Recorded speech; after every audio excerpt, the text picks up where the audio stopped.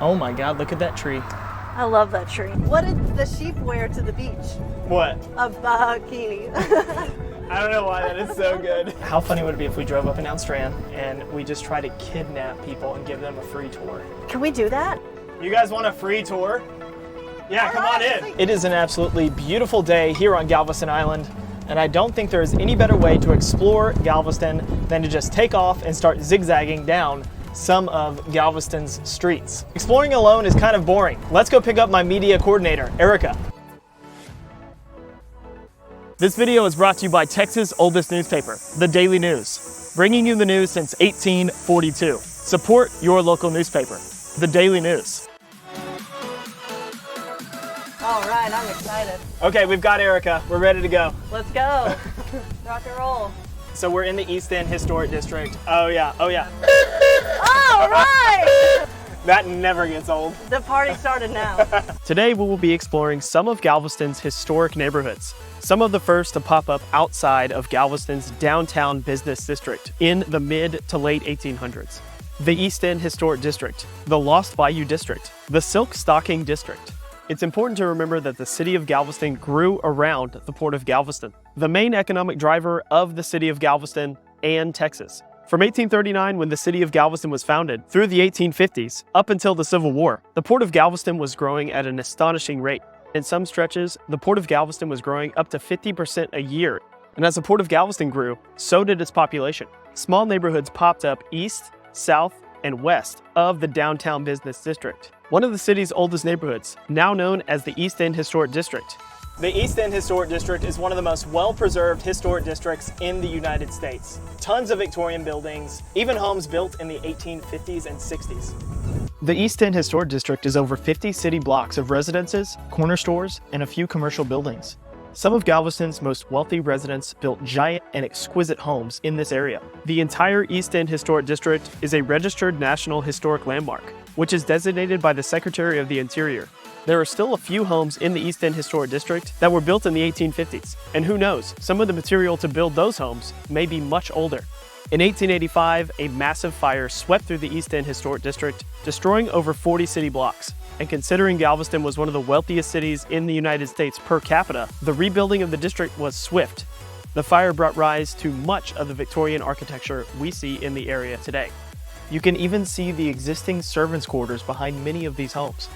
It is impossible to walk or drive through this area without soaking up a little bit of history on every corner. Also, the area is known for its magnificent tree sculptures. Carved after Hurricane Ike's storm surge killed most of the district's oak trees in 2008. Now I want ice cream, Erika. Oh man, I love ice cream. The Lost Bayou District. We just crossed Broadway from the East End Historic District. Lost Bayou is called Lost Bayou because the original bayou, or body of water that was here, was lost when it was filled in the 1880s through the early 1900s. In the Lost Bayou District, you can find homes that used to be orphanages, museums, restaurants, all kinds of fun stuff today.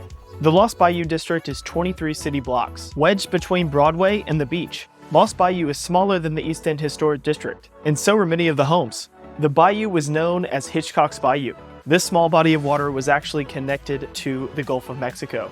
The bayou began to be filled in after land became extremely valuable during the economic boom of the 1880s. This area was also heavily affected by the 1885 fire, and the southernmost blocks of the district were devastated by the 1900 storm, considering the district is so close to the beach, bringing a mix of 19th and 20th century homes. And if you have the chance, you definitely need to walk or drive down Avenue M. What do you call a Frenchman who wears flip-flops to the beach? What? Felipe Falape. Stupid. The Silk Stocking District. We are in the Silk Stocking District, just a short drive away from the Lost Bayou District. This area was once home to the Texas Compress, located here between 24th and 25th Street, or Rosenberg Avenue. The Silk Stocking District is the smallest of the historic districts we've explored so far, at only 14 blocks. The name Silk Stocking refers to the wealth of the neighborhood's early residents. They could afford to buy silk stockings. The homes on Rosenberg Avenue are probably the most visible and photographed historic homes on the island. considering they're on the main drag between the downtown district and seawall.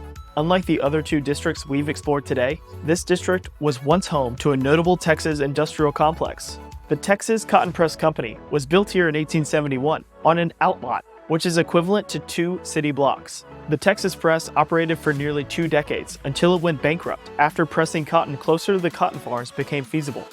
After the Texas Press was demolished, the area was subdivided and lots sold at auction in 1898. And like the East End Historic District, some of the island's most wealthy purchased these lots. Many buildings here survived the Great Storm of 1900.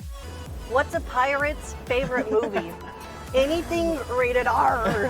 How funny would it be if we drove up and down Strand and we just try to kidnap people and give them a free tour? Can we do that?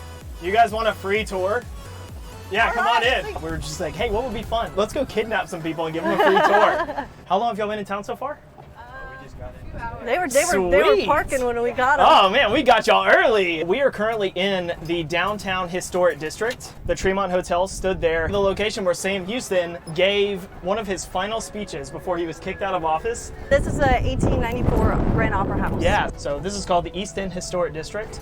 Picking up and moving houses was very common around Galveston in the early days. So you can see how skinny the island is. There's the port to our left, and there is the beach right over there to our right. These historic neighborhoods were some of Galveston's first, and evidently by no means the last. Galveston has continued to grow over the last century. In the future, I am sure we will be covering historic neighborhoods all over the island. A huge thank you to Reagan and Trace. They were literally the first people we asked to hop in the golf cart and go on a free tour. They had only been in town for a few hours, and I'm sure they were pretty surprised to have some strangers roll up and ask them to go on a tour, especially when we roll up in an old school Model T looking golf cart. Reagan and Trace were absolutely awesome. They asked a ton of questions.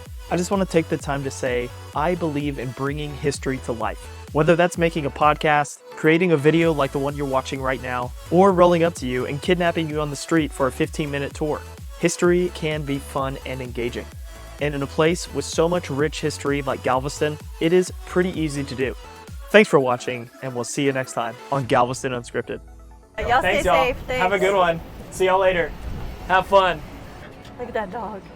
Hey, It dog. looks like a little Chewbacca. Hey, That's so we gonna be kidnapped these people. I love it.